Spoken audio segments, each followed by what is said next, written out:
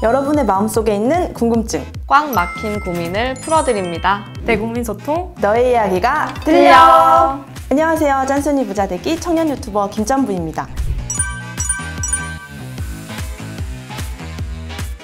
지난 1부에서는 국토교통부에서 시행하는 주거정책 중에서 청년들을 위한 주거정책 모아보기를 해봤는데요. 이번 시간에는 그 두 번째 시리즈 교통정책에 대해 이야기를 해보려고 합니다. 2부에는 뉴페이스가 오셨습니다. 안녕하세요. 안녕하세요. 네, 자기소개 해주시면 좋을 것 같아요. 네, 안녕하세요. 저는 우리 2030을 더 똑똑하게 만들고 싶은 재테크 자기개발 유튜버 시골지입니다. 반갑습니다. 반갑습니다. 네, 안녕하세요. 2부에서도 함께하고 있습니다. 국토부 청년정책과 박소영 사무관입니다. 잘 부탁드립니다.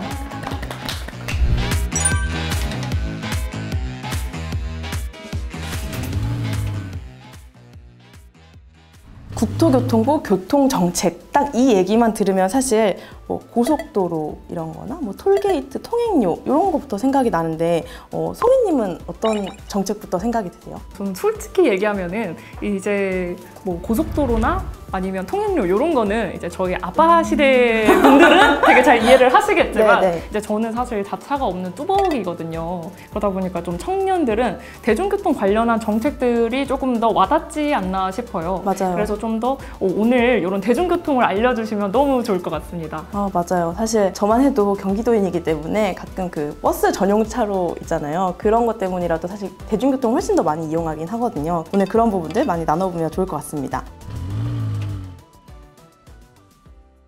사실 무엇보다 청년들은 송이님 말씀대로 대중교통 이용이 훨씬 많을 수밖에 없는데 김성철 이인님께서 질문을 남겨주셨어요. 청년만의 대중교통비 지원 사업이 있는지 궁금합니다. 이렇게 남겨주셨는데 사무관님, 청년 대상 대중교통비 지원 사업이 따로 있나요? 현재 국토부에서는 청년분들의 교통비 부담을 완화하기 위해서 알뜰교통카드라는 정책을 시행하고 있습니다. 아마 근데 이런 정책을 잘 모르는 청년들도 알뜰교통카드는 알지 않을까 싶을 만큼 저의 최애 카드이기도 한데요. 올해 7월부터 알뜰교통카드 플러스가 됐잖아요. 그러면서 정말 많은 혜택이 또 늘어난 걸로 알고 있는데 사실 이게 정말 좋고 정말 제가 많은 분들에게 전파할 만큼 추천하는 카드이긴 한데 이게 그 출발할 땐 출발 버튼을 눌러야 되고 도착할 때 또 도착 버튼을 눌러야 돼요. 이게 약간 귀찮았었는데 그럴 때 쓸 수 있는 또 꿀팁이 즐겨찾기 등록을 하면 좀 더 편리하게 이용이 가능하다는 걸 제가 알게 됐습니다.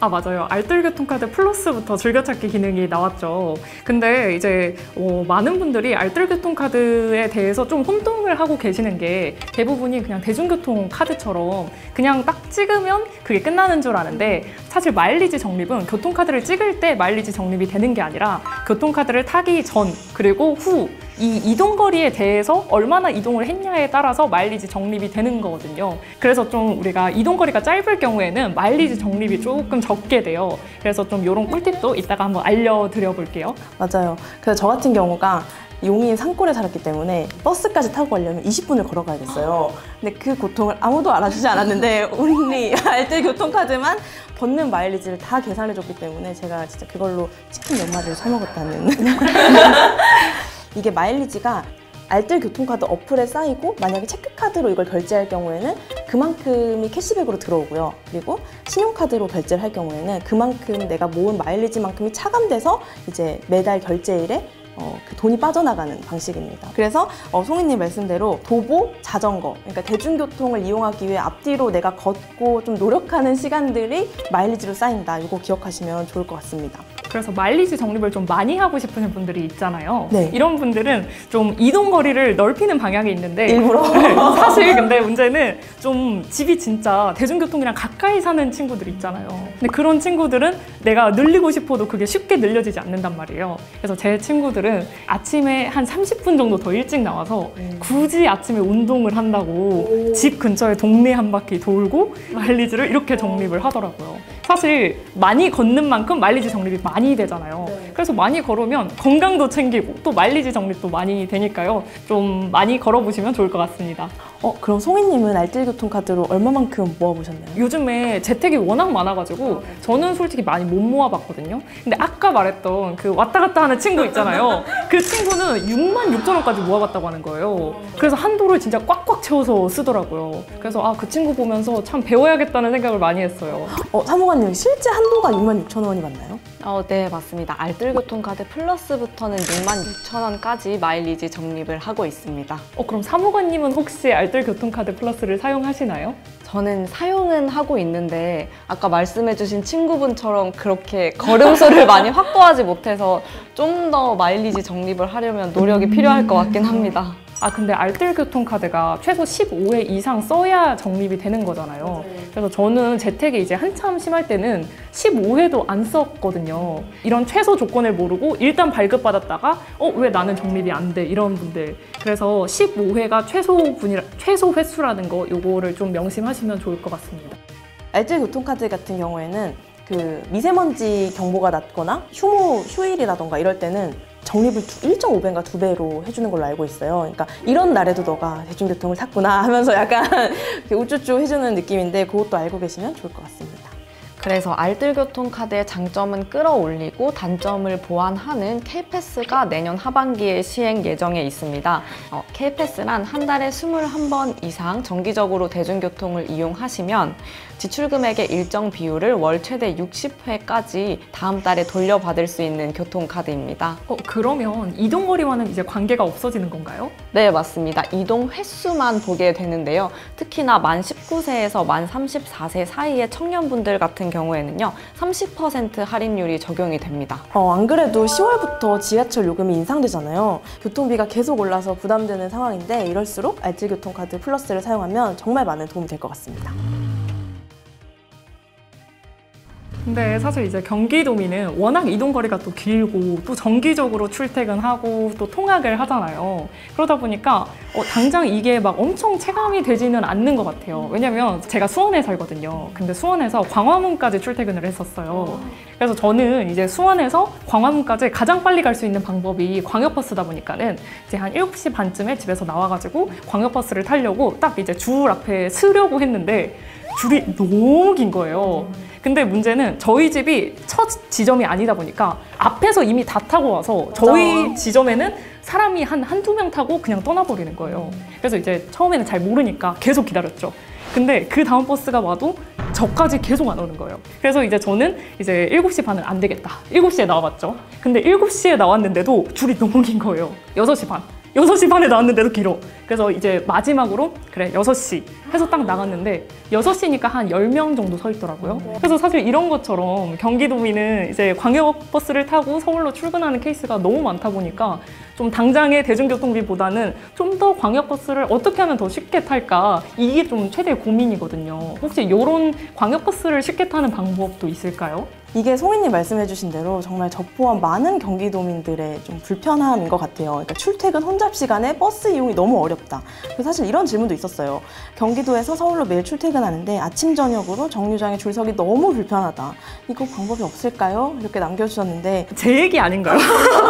아니 남기셨는지. 이게 어른들이 보면은 야 너네 뭐 젊으니까 버텨야지 이렇게 얘기를 하는데 막상 그거를 해보면 하루 이틀까지는 오케이. 근데 그게 뭐 출퇴근이라는 게 뭐 1, 2개월 다니고 끝나는 게 아니잖아요. 맞아요. 그래서 한 3년 다니다 보면은 진짜 아침마다 출퇴근길에 이미 힘이 빠져가지고 회사 사무실에 가면은 경기도민들만 벙쪄 있는 거예요. 경기도민들만. 서울 사람들은 뭐야 왜 그래? 이러는데 경기도민의 그런 고통을 모르더라고요. 정말 공감합니다. 이거 어떻게 방법이 없을까요, 사무관님? 질문해주신 분이나 송이님처럼 광역버스로 매일매일 출근을 하시는 분들 같은 경우에는요, 광역버스 예약제를 이용해 보라고 말씀을 해드리고 싶거든요. 이게 앱을 통해서 미리 좌석을 예약하고 정해진 시간에 정류소에 가면 기다림 없이 바로 탑승을 할 수 있는 그런 시스템입니다. 네, 버스 출발 1시간 전까지 예약을 하실 수 있고요. 탑승 2일 전까지는 예약금이 전액 환불이 되는데 하루 전에 취소하시게 되면 위약금이 발생한다는 점 참고해 주시면 될 것 같고요. 어플을 다운받고 어플에 카드를 등록하고 배치금을 충전하고 좌석 예약을 하는 전 과정이 너무 편리하고 간편하기 때문에 꼭 이용을 해보셨으면 좋겠고요.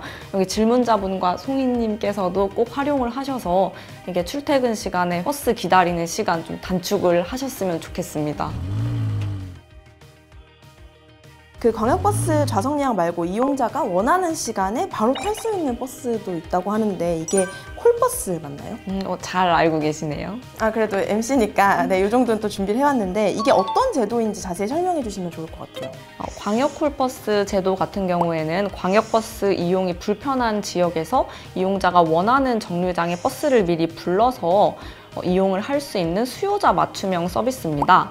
매달 16일에서 20일 사이에 예약을 하게 되면 출퇴근 시간에 맞춰서 정기적으로 이용을 하실 수 있고요. 그 이외의 일자에 예약을 하시게 되면 그냥 일회성으로 이용을 하실 수 있습니다. 아, 광역 콜버스 이거 들어봤는데 올해는 무료로 탑승이 가능한 걸로 알고 있어요. 오 무료예요? 올해는 시범이어가지고 그 버스에 QR코드가 있어서 그거를 그냥 태깅을 하고 무료로 탑승을 하면 되는데 이제 내년부터는 이제 교통카드를 통해서 요금을 지불한다고 합니다. 이게 수요자 맞춤형 서비스다 보니까 광역버스 이용이 힘든 지역에서 미리 정류장을 선택하게 되면 그 버스가 지나가는 방식으로 이용을 하실 수 있는 서비스입니다. 기존 노선이 아니라 여기 수요자가 많으니 여기 한번 들렸다 가자 이렇게 되는 건가요? 네, 맞아요. 그러면 이 광역 콜버스는 모든 지역에서 사용할 수 있는 건가요? 현재 같은 경우에는 경기도 시흥이랑 광주시에서 운영을 하고 있는데요. 시흥 같은 경우에는 시흥 MTB부터 사당역까지 9월 27일부터 운영을 하고 있고요. 경기도 광주시 같은 경우에는 광주시 신현동에서부터 양재역까지 10월 4일부터 운영을 하고 있습니다. 용인에 사시는 걸로 알고 있는데 용인이라든지 수원이라든지 화성 같은 경우에는 연내에 운영이 가능할 수 있도록 준비를 하고 있으니까요. 만약에 운영이 되게 되면 많은 이용 부탁드립니다. 우리 집 앞에 서울 가는 게 없었다 하시는 분들에게 너무 좋은 소식일 것 같아요.